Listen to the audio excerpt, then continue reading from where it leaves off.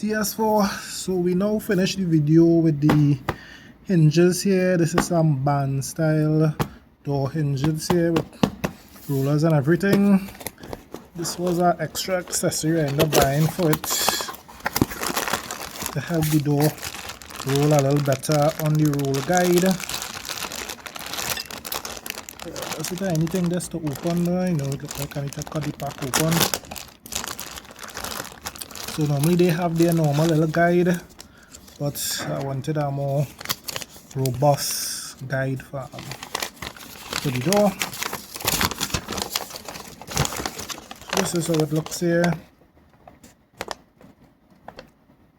This more helps the door stay stable down to the bottom, down to the base, because when it's up in the air, the bottom could be shaken a little bit. I think the guide that come with the door itself, I can't even remember if it come with one, but when I was watching in the place itself where I buy it from, I saw they also had that guide there one time. So I decided to pick that up.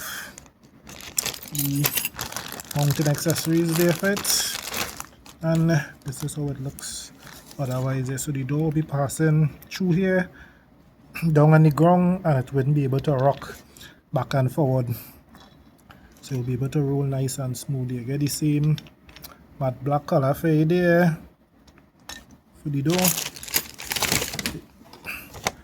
I don't know if this really could mount in different ways or what, so you could put it to how you want it. You can switch it around and put the roller on this end if you want, or on that end.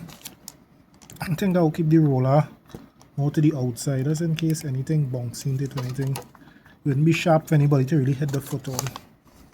Yeah, also so you could do it different ways if you like, but I think I'll leave it just like this, just to open it up to the width of the door, and I'll get to go there with this. So this is just a simple accessory part I bought for it one time, just to help the door stay a little stable and not rock or do anything fishy to maybe fall off the hinges or anything.